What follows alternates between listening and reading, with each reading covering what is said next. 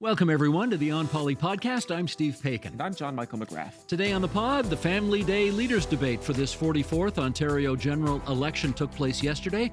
We'll take a deep dive into the debate and tell you whether anything emerged that might change the narrative in this campaign. And in your column, my column, I will look at the man who is the reason for this election season, Donald Trump and his tariffs. And given that yesterday was Family Day, I've got a piece up on a father-son political combination. Bill Saunderson was an MPP 30 years ago. His son, Brian, is running for re-election right now. And Brian's great-grandfather was actually the first to serve more than a century ago. It's Tuesday, February 18th, 2025, so let's get to it.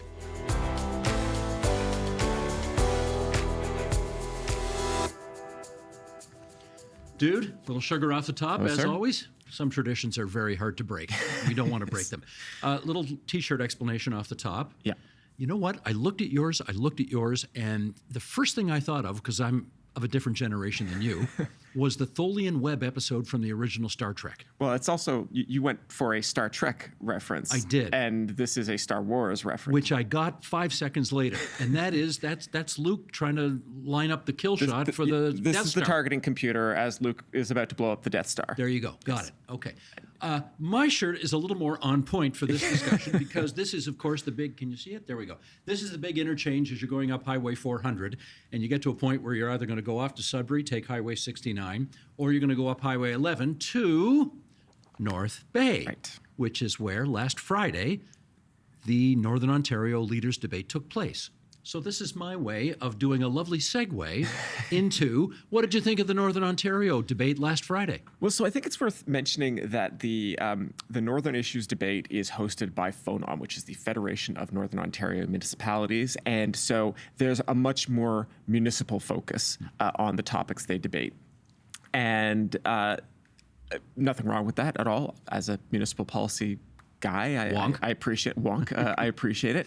And I think you definitely saw some of those questions that were asked during the debate were very clearly tailored for what mayors wanted to hear, what mayors and councillors wanted to hear. And one in particular stuck with me, which was at one point the moderator asked about would a government led by one of the four party leaders amend the Controlled Drugs and Substances Act, which is not provincial legislation. No premier is going to be able to do that. That's not within their power.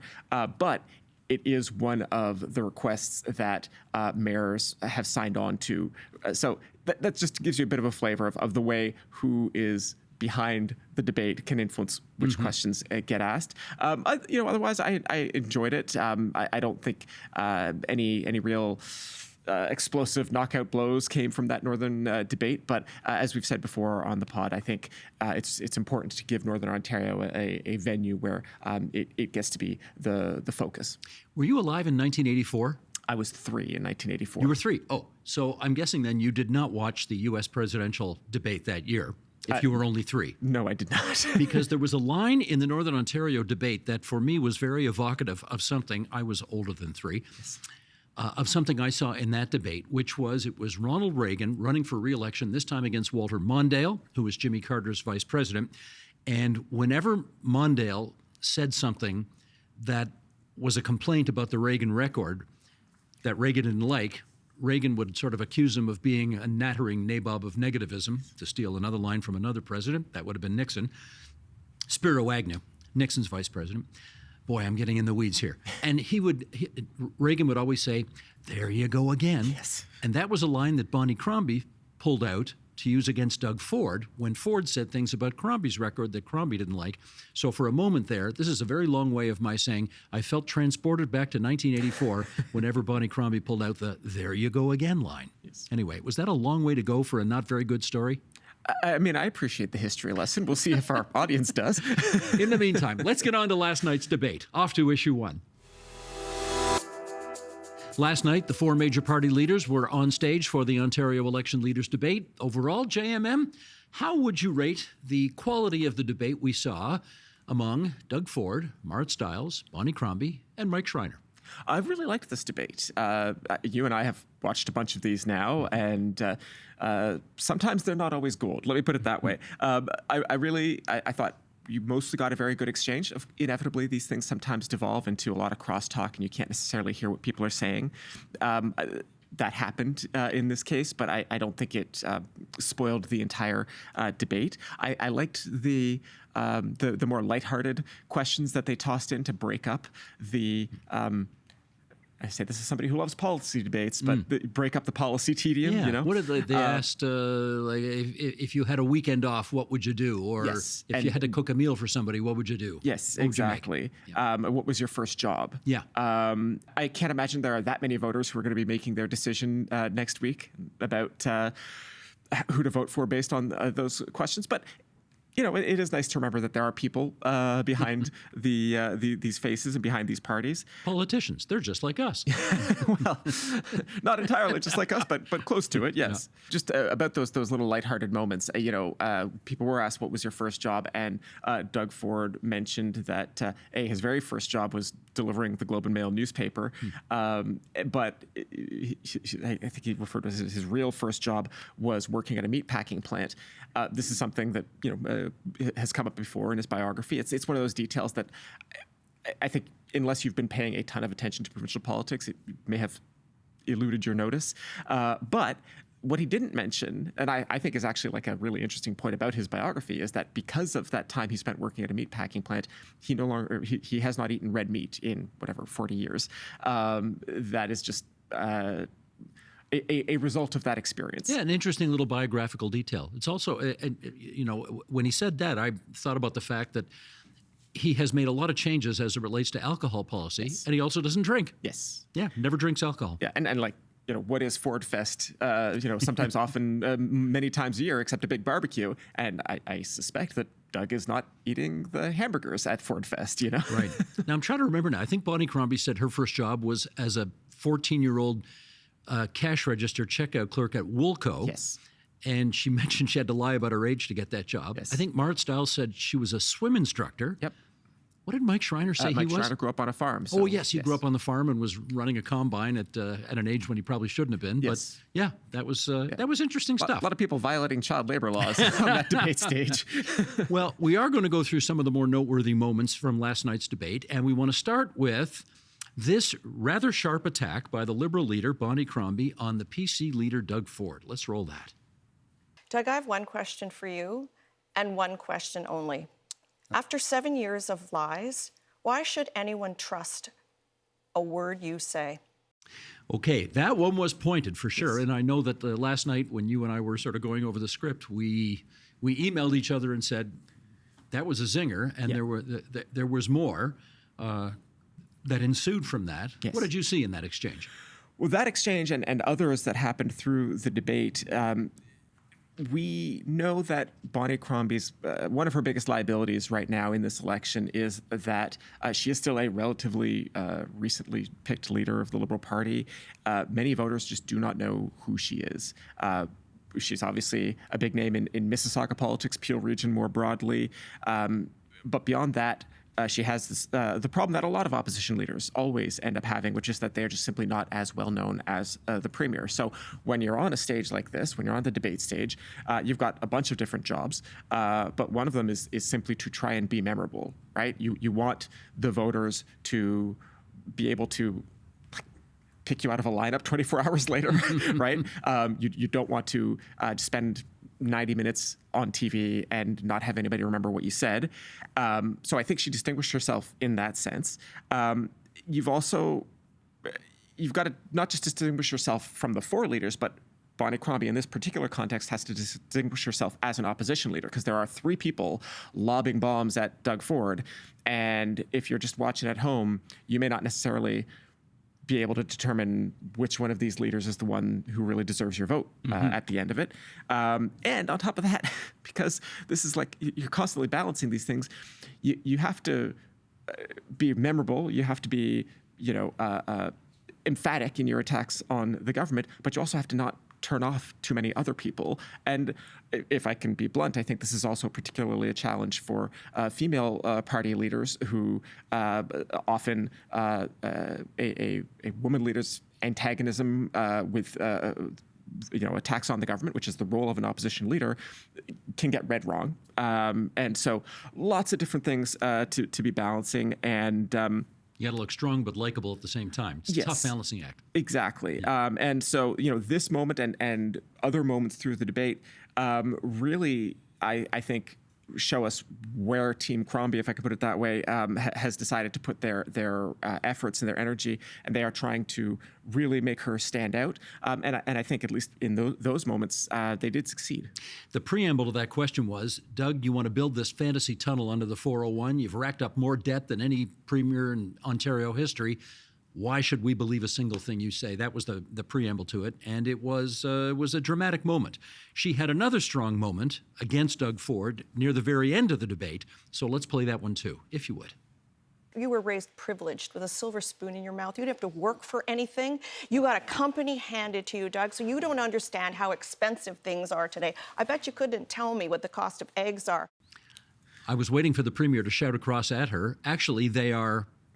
but he didn't, so maybe he doesn't know. Anyway. That is one of those gotcha questions that you would think maybe he was briefed on, right? Like price of eggs, price of milk. These are things that people routinely try to get the government leaders on. That was a more personal attack than we've seen on Ford elsewhere in this campaign. Frankly, I don't think we saw anything like that at all in the 2022 campaign. So I've got a bunch of different theories on this. Some of them are only half-baked. We'll see how well they stand up to the test of time.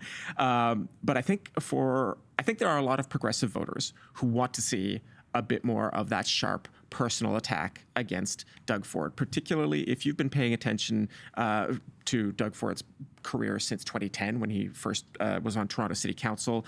I think for a lot of progressives, the populist politics of Doug Ford have always been seen as a bit of a falsehood, a charade, if I could put it that way. That this is, as Crombie says, this is a man who inherited a substantial company from his father, who was also an MPP, of course. Those voters who want to see those sharp elbows, they want to see the knife go in a little bit, they exist. And I think Crombie is basically just demonstrating, indeed, if you want to see somebody who is going to throw those elbows and really, take the fight to Doug in this way that you want to see it, I'm the person to do that. We'll get to this a bit later. I mean, she did explicitly invite New Democrats to come vote for Liberals this time around. I think this is related to that. She's not just saying like, hey, come vote for the NDP. She's saying like, hey, NDP voters, like I'm throwing the punches you want to see thrown. We will see how well that works for her, but it's definitely a sign of a kind of fight that we didn't see, as I say, in the last election. I think one of the things we have to remember here as well, and we're about to play a clip of Marit Stiles, the NDP leader, this was the first leaders' debate for both Crombie and Stiles. Yes. It's number 3 for Doug Ford. It's wait a second, 18, 22, and 25. So this is the third leaders' debate for Doug Ford. Yes. How many is this for Mike Schreiner? It's got to be 3 for him as well. 2 or 3? Because I can't remember if he made it onto. Did he make it onto the stage in 2018? He won that year, so he won a seat that year. But they didn't have a seat. They didn't have a seat yet. Oh my gosh! Yeah, Somebody will let us know. I forget right now. But anyway, he's been here before. Is my point. This is a nerve-wracking experience, and I can remember I had the honor of moderating the 2011 leaders debate, and it was the 4th one for Dalton McGuinty at that point. His 4th one as leader, and I sort of just in jest afterwards said to him, so I guess it's a lot less nerve-wracking now that you've done this so many times. And he looked at me like I was a complete fool. He said, what, are you kidding? No. No. These are still extremely nerve-wracking experiences where the course of an entire election campaign can be changed. Just ask John Turner in 1984 in 30 seconds. So, it's you got to have your game on. Yeah, we talked about the phonom debate. This is not quite the only high stakes event of the campaign, but it is certainly the highest, most prominent, highest stakes event. If anything is going to really change up the trajectory of the polls, it would be something like the debate, and that could only be nerve-wracking and anxiety-inducing. Sure. Okay, as promised, here's Marit Stiles going after Doug Ford on the waterfront spa. Let's roll it. You're talking about your little things, but listen, $2.2 billion that you're spending right now to subsidize a luxury spa in downtown Toronto. That's $400 per household in Ontario. Do you think you could maybe cancel that so that people in Ontario won't be subsidizing a luxury spa? What'd you think of that exchange? You know, I think we have a very real problem when we discuss politics and policy in 2025. I think we've become inured to big numbers, right? The old joke, a billion here, a billion there, pretty soon you're talking real money, right? And so I like this line from the NDP about breaking it down to the per household cost of the Thermos Spa at Ontario Place. $400 per person is, in that, or sorry, per household, I should say, is a bit more of a relatable number. It's not entirely rational, but I think for a lot of people, if you say Ontario is spending $2.2 billion to subsidize this luxury spa, it's like background noise, right? On the other hand, if you say that families in North Bay, in Windsor, in Arnprior are spending $400 to build a spa that they may never use. That right? you can relate to. Unless you visit Toronto. Yeah. I mean, you may never see this, much less never use. And so the NDP had actually started rolling that attack out a few days before. I definitely saw it on social media, and clearly they thought it was working for them, because that's how you end up with Marit Stiles using a line like that in the debate. And as I say, I think it gives people a bit more to bite into than just $2.2 billion.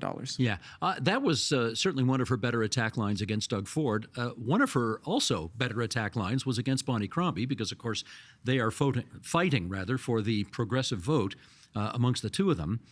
This was on the issue of the Liberals accepting a $25,000 campaign contribution from private sector healthcare companies. And Stiles was sort of asking, how exactly are you going to be the guarantors of Medicare when you're taking money from private companies? How do you think that exchange went? I mean, as you say, this was one of the instances where it was clear that Stiles and Crombie see their job as much as beating each other as beating Doug Ford.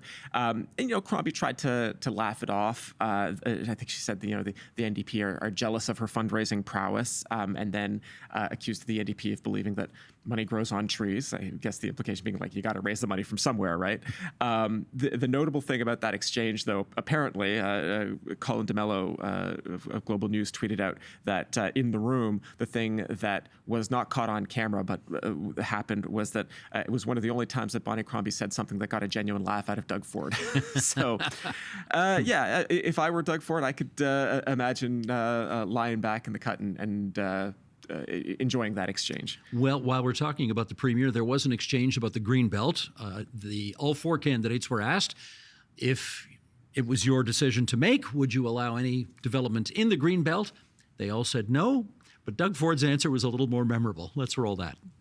Doug Ford, I'll turn to you. Would your government build housing on the Greenbelt? No, and I think it was pretty clear. I said I was, then I wasn't, and I went ahead and did it. But in saying that, let's give him an opportunity to respond. Something, I apologize to the people. Unlike any of you, when you do something, you don't want to apologize. I apologize to the people. We're moving forward. We're building homes. Yeah, what he said before that, just before that clip, was, I was in favor of it, then I was against it, then I was in favor of it, and then I was against it. So... Yes. A certain self-awareness there about, yes, indeed. He got into this mess of his own making. Yeah, but then he did go on to point out that he did apologize. He is one of, I think you have to hand it to him, he's one of the few political leaders who can apologize for doing something that clearly the majority of the electorate did not approve of, and he didn't suffer any political consequences for it. Actually, now, this is actually like one of my, bugbears or whatever the phrase is. I'm actually driven to distraction by how easy it is so often for leaders to apologize, and they don't do it. And I know that they believe it signals weakness or whatever, but like Kathleen Wynne, when she first won the Liberal leadership, became premier, started off her time in government by apologizing for many of the mistakes. Now, admittedly, they were somebody else's mistakes, and that makes it She was sitting easier. in that chair right over there in this studio, apologized 11 times for the gas plant decision. That was not even her decision to make. Yeah. But she apologized for it, and it And then helped. she goes on to win a majority government, Yeah. right? And then, you fast forward that clock another 4 years after the 2014 election, and she's running for re-election, and her ad was "Sorry, not sorry," right? And like that did not work for her, to put it bluntly. The 2018 election was not good. And sorry, I'm going off on a tangent here, but like, I think people make a mistake if they don't understand actually how many voters do value that. Yeah, Doug Ford goofs up and then he admits it, apologizes, and reverses course. And they're like, people could take a lesson from that. One of the things I found odd about the exchange, and again, all 4 leaders said no building in the Greenbelt, no development in the Greenbelt. None of the 3 opposition leaders, unless I missed it, tell me if I missed it, none of the 3 of them said, oh, Doug, incidentally, your government's under RCMP investigation for alleged malfeasance on this Greenbelt thing, so this is not really an aw shucks, I kind of blew it and I apologize and we're all good now. This is, you're under investigation. Did anybody say that, and did I miss it? Not in the debate itself, in the scrums In the after scrums the after, fact. yes. Marit Stiles did mention it, but yeah, I imagine there are a few people kicking themselves this morning, wishing that they could have a do-over there, because that's as close to the best opportunity they got to mention, yes, the ongoing criminal investigation of this government. Yeah, as I say, Stiles did manage to get to it in the scrums afterwards, but yeah, you missed your 90 minutes there. Miss is the exact word. I'd say that's a huge miss for all 3 opposition leaders in an attempt to really lay a glove on Doug Ford, which certainly on the Greenbelt exchange they did not happen. Yeah. Okay, let's put the spotlight now on Mike Schreiner, the leader of the Green Party, and he talked about the fact that Doug Ford is sending out $200 checks to all taxpayers just before the election campaign. Did you get yours, incidentally? I did, yes. You got yours? Yes. You know, one of the guys here who works audio, Brent, mentioned, this is really crazy, eh? He got the $200 check, he put it in his bank. For whatever reason, the bank did not recognize who the check was from, and they froze his account. And he could not have access to any of his money, not just the $200, but any of his money.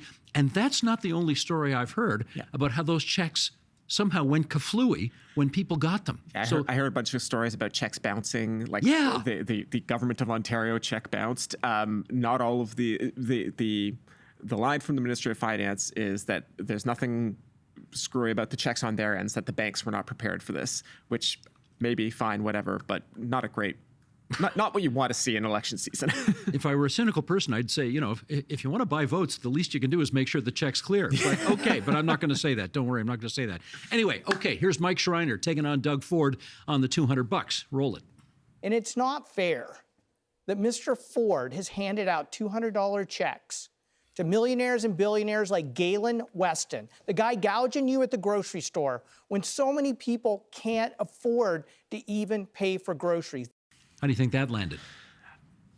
It's a weird space we're in, where the Weston family name is kind of in the mud lately. That's their go-to. Yeah. He is the go-to guy whenever they want to rail against somebody with money. Yeah, but I have no, yeah.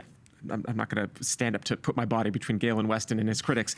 But in the political context here, of course, Ford responded that, it's the people's money. He's just, giving it back to them. That was a plausible explanation back when the Harrison Eves government did this back, 25 odd years ago. In this case, I'm just reminding our listeners that Ontario is in a deficit. Any marginal increase in spending is debt that future generations will have to pay You back. had to borrow that money. That's not, you're not getting your money, you're getting Your children's money. Yeah, exactly. Maybe your grandchildren's money. Yeah. So aside from the fiscal civics lesson, this was, I think, one of Schreiner's sharpest lines all night. And as I say, the point about like the Weston family name not being like a hot commodity right now, I think Schreiner is able to talk to the public in a language that they understand. And so the dig at the Weston family, okay, or at Galen Weston particularly, that felt to me lifted very very much out of, if not Twitter, then out of the discourse. Gotcha. Okay, those are all the clips that we're going to play from the debate last night. Let's now do some overall analysis here, and I want to start with this. In your judgment, which leader looked truly in command of his or her brief? I'm going to cheat a little bit and give 2, maybe 3 answers. Mike Schreiner just always gives the vibes of the kid who did the reading before class, and I say that with love, as because you were that guy too. I was, well, not always, but I was often that kid. He he is, at least as of this recording, the only party leader who has the fully costed platform. He challenged the other leaders to make a fully costed platform available. We expect the NDP and the Liberals will. I'm not expecting the Tories will at this point, but very much a detail-focused, policy-fluent kind of guy. The other thing I would say, we've talked a bit about Crombie already, and I do think that you could see there was a plan that they walked, or that Crombie walked onto that stage with. Obviously some of those lines were canned and rehearsed, as they must be. You don't just go on to the debate stage without a ton of preparation. But they had a plan, and you could see the elements of the plan, right? Making the sharp attacks, really trying to distinguish herself. And so when you can see the elements of the plan and you can see them executing a plan, and I think, and we'll see if the polling changes over the coming days and week, but I think the plan was conceived and it was executed reasonably well. So that's not so much a question of somebody in charge of like a policy brief, but somebody who was able to conceive of a plan and implement it. Yeah, I thought she had 2 or 3 of the most dramatic moments in the course of the 90-minute debate. There was also a moment, though, early on in the debate where she was asked a question that was policy related, and she had to sneak down and look at her cheat cards a couple of times just to see that she was getting the details on that right. So that does look a little odd. In fairness, they all did that at the Northern Ontario Leaders Debate. They were all using cheat cards up there, including the Premier, reading answers, directly from whatever he had in front of him. I don't know if it was cheat notes or a computer screen or whatever. No shade. We're reading some props off of our scripts too. I know in past debates it was illegal. Illegal is too strong a word. It was against the rules to bring in notes with you. Doug Ford did it once anyway, but in the past you're sort of not really supposed to bring notes in. I guess that doesn't exist anymore. They all brought notes in and from time to time availed themselves of that. Okay, next question is, you know how these things work. There's 3 opposition leaders and 1 premier. So it tends to be a 3-on-1 for much of the night. How well did Doug Ford hold up to those, very frequent 3-on-1 attacks? I would imagine that the PC party has to be pretty happy with Ford's performance last night overall. As we mentioned, this is his 3rd debate now, and he's done a number of these. And then, even before he became premier, there was the PC party competition that we also had a debate, I believe, here. He got through 90 minutes on live TV, did not cause himself any obvious self-harm. He opened and closed his time on the stage talking about tariffs and the economy, repeatedly raised the issue of whether Ontario's economy was safe with any of the opposition leaders at the helm. He's talking about the stuff he wants to talk about, what he wants this election campaign to be about.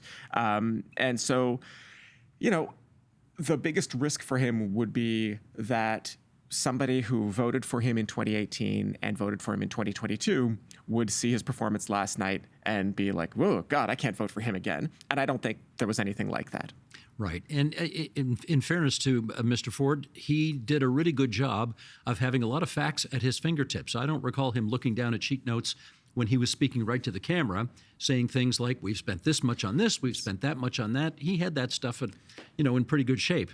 Now, one of the more intriguing moments of the debate came in the closing statements, when Bonnie Crombie looked into the camera and made a direct appeal for the votes of the woman standing right beside her. She said, I want you NDPers to vote for me. How do you think that goes over? I mean, this was interesting, right? Normally, the Liberals. I mean, this is not a novel dynamic, right? The Liberal Party is always happy to take NDP votes, but normally it's a bit more subtle. It's a bit more like, well, we're the strategic choice, or we're the only party that can defeat the government, or if they're in government, we're the only party that can keep the Tories out, right? So it is novel that we're sort of dropping any of the subtext here. There's a few problems for Crombie with this pitch, right? Back when she launched her run for the Liberal leadership, she was positioning herself as a person taking the Liberal Party to the right, explicitly saying that she believed the party had gone too far to the left under Kathleen Wynne. The party needed to be brought to the right. Can you start your provincial political career in that footing and then also try and poach NDP votes? Or poach is maybe not the best word, but you know what I mean. Yeah. That's an interesting problem for her. The other issue is just where the polls are right now. If let's say that she succeeds and manages to get like half of the NDP vote to come over to the Liberal Party, that would be a really substantial success. It would say like, oh, well, it was worth asking. It was worth putting that line in the debate. It would not change the outcome of the election. Doug Ford would still be the premier afterwards. The Liberals would unquestionably be the official opposition. They would probably have a very substantial caucus in the legislature. But what Bonnie Crombie needs, and what any opposition leader needs, is not so much to boost their own standing at the expense of the other opposition parties. Like where Doug Ford and the PCs are right now, they need to figure out some way to shave 5 or 6 or 7, maybe more points off of where the Tories are, if you even want to be seriously in contention for government. Well, that gets to my last question, which is there's always two ways of scoring these debates. One is on points, who got the most good lines out, who looked the most in control of their brief, etc. The other is, if you don't kill the king wins. Yes. So I think it sounds like what we're both saying here is that nobody killed the king. No. So on that template, Ford emerges unscathed and victorious. How about on points? Who helped themselves the most last night? I got to say, I think Bonnie Crombie gave the sort of the anti-Ford voters, if I can talk about some 60% of the electorate, 55-60% of the electorate that way. She gave that block of voters a lot to think about. As we say, strong attacks against Ford on policy and the trying to dent his populist image. You really are tying both the substantive and the symbolic attacks together. And making that ask of NDP voters in particular. I'm not sure how well it worked, but on the other hand, a lot of the people who voted NDP in 2018 and in 2022 had voted Liberal in 2014, just one election before. So maybe Crombie manages to move some voters into her column. As I say, the problem with this strategy is, at least the way it looks right now, I don't think it puts her in contention to form government. But certainly if your primary aim in this campaign is to bring the Liberals back into official party status and even official opposition, I think maybe she's got a path there. Voting day is the 27th of February, and as we say in Cook County, Chicago, vote early, vote often. Let's come right back with your column, my column, right after this. Okay, time now for our regular feature. You know it, you love it. It's called Your Column, My Column, in which JMM and I reminisce about the columns that we wrote for our website, tvo.org, over the past week. What you got? Last week I wrote 2 columns, and we highlighted one of them on our Friday episode. I'm going to go back to one of my earlier columns, which was about Donald Trump and the threat of tariffs. Doug Ford has already made one trip to D.C. We talked about that in the last episode. He has another one coming. And I think people need to be very clear-eyed about the risks and dangers that Canada faces right now. And so I don't love writing scary columns. I wrote a bunch of them during COVID, and I kind of hoped I was done with that. But there is this temptation to treat everything Donald Trump says as a bargaining ploy, that, oh, he's not serious about annexation, he's not serious about tariffs. And every time people extend that charitable assumption, Donald Trump proves them wrong in action and word. I closed out that column by saying, Donald Trump is being very, very clear that he believes two things. A, Canada should not exist as a separate country from the United States. And so long as it does, any kind of prosperity we have, whether that is industrial jobs or anything else, our natural resources, any kind of prosperity we have is illegitimate, and he sees it as stolen from more deserving Americans. And I really, really hope that our policymakers, both at the provincial and federal level, can understand deep in their bones, and I'm speaking broadly here about people both in government and aspiring to be in government, that this is not like normal politics that we are dealing with. This is something very different and very alarming. I always want Canada to beat America on the ice. But this Thursday night, I've never wanted it more. Really. I mean, we need to spank them. Yeah. If only because they've got a president who wants to annex us. Yes. That's terrible. It's, totally, certainly unprecedented in your or my lifetime. Yeah, quite true. Well, yesterday being Family Day, I wanted to write something that had some relationship to Family Day, and so I think I got a pretty decent one here. If you look at the last Ontario legislature, you will find that there are actually quite a few second-generation politicians there. Doug Ford, of course, the premier. His father was an MPP. Mike Harris Jr. is in the cabinet. His father was the premier. Caroline Mulroney is there. Her father was prime minister. Laurie Scott was there. Her father was a member of parliament. John Yakubuski. His father was a MPP in Bill Davis's time. Check. Jill Dunlop is there. Her father was a member of the Ontario legislature as well. Right. And there's another guy on the list named Brian Saunderson. And his father, Bill Saunderson, picture if we could. There they are. There's Bill, who's 92, I think, on the left, and 91 or 92, I forget now. And there's Brian on the right. Brian's running for re-election in Simcoe Grey. And you know what? They're kind of sweet together, I got to say. Bill Saunderson was in the back rooms of the Progressive Conservative Party as a volunteer for decades and decades. He started by knocking on doors for candidates in the region of York back when he was a teenager. He didn't run for office for the first time until he was in his 60s. Oh, wow. And he won in 1995. Mike Harris put him into cabinet as economic development minister. And Brian won for the first time last time, so following in the family footsteps, if I can put it that way. There's a sweet moment where Brian is sort of wandering around the main floor of Queen's Park and sees his dad's name engraved on the wall. And as his dad said, and they even remembered the U, because his name is often misspelled as Sanderson rather than Saunderson. Right. So they did not forget the U. And Brian was also the parliamentary assistant to the Minister of Economic Development. So whenever he would go into the ministry offices, there was his dad's picture on the wall. Right. So anyway, it's a next generation thing. Politics can be a family business. There we go. That is one of 4 columns, incidentally, that I'm going to write about prominent candidates for all 4 of the major parties. Did one on Stephanie Smythe of the Liberals, running in this riding, Toronto St. Paul's. Brian Saunderson, Aisling Clancy running in Kitchener Centre, and Catherine McKenney running in Ottawa Centre. So those 2 profiles still to come. All right, and with that, let's go to the mailbag. If you've got a burning question or insightful comment, please send it to us at onpolitics@tvo.org. We're talking healthcare this week, eh? We are indeed. We have an email from listener Dawn Houbraken. I hope I'm pronouncing your name correctly, Dawn, in Nepean, who asks, my concern is healthcare. I understand that Jane Philpott is working on primary care that will help a lot with other aspects of care. Will she be able to carry on her work regardless of what party is elected? Are all parties committed to what she is doing? I fear more studies or commissions or her work being interrupted because one party is cozying up with another idea. I fear reinventing the wheel, and I would feel better if she was encouraged to stay on task. How do I find out who to vote for on this important issue? Thank you, Dawn. This is a very reasonable concern. I think the short answer, though, Dawn, on this one is yes.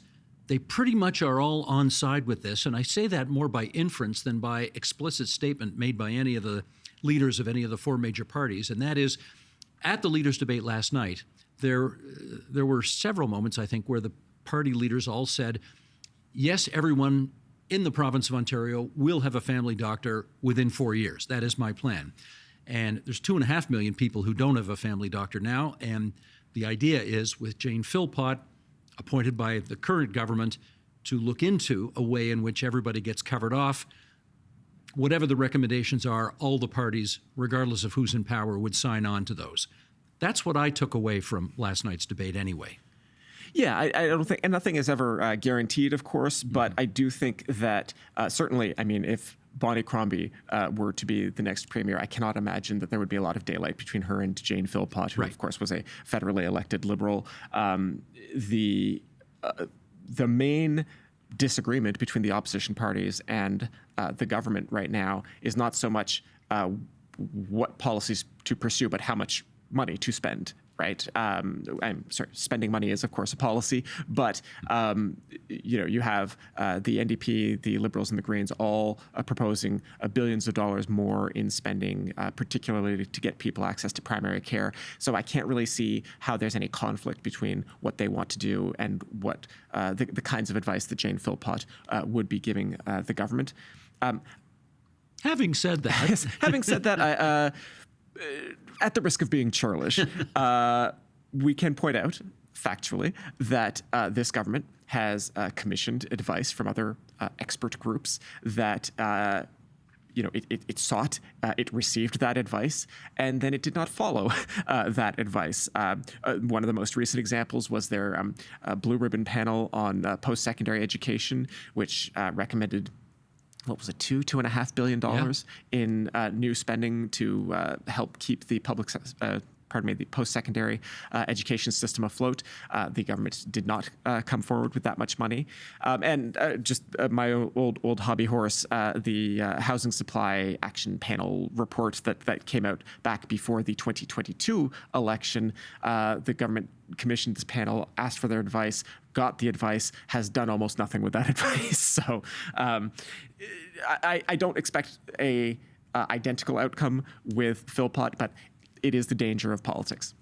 onpolitics@tvo.org is the email to send if you want to get our attention on something, and we always love hearing from you. And that is the On Poly podcast for this February 18th, 2025. You can follow our show on Apple Podcasts so that you get notified each time a new episode is available. And you can see the video version of the podcast on the TVO Today YouTube channel. Any feedback you have, we're happy to hear it, good, bad, or indifferent. Write us an email at onpolitics@tvo.org. Please be sure to include your first and last name, where you're located, and maybe how you pronounce it if it's a toughie. This week's episode was produced and edited by Matthew O'Mara, video editing by Colin Kish. Production support from Jonathan Hellawell and TVO's Digital Media Services team. Our managing editor is Katie O'Connor. Lori Few is the executive producer of Digital. John Ferry is vice president, programming and content. Special thanks to the studio crew for making the video podcast happen, and we can give a shout out as well to David Common, who did a nice job moderating last night's leaders' debate. Until next Friday, everybody, bye-bye. Bye-bye.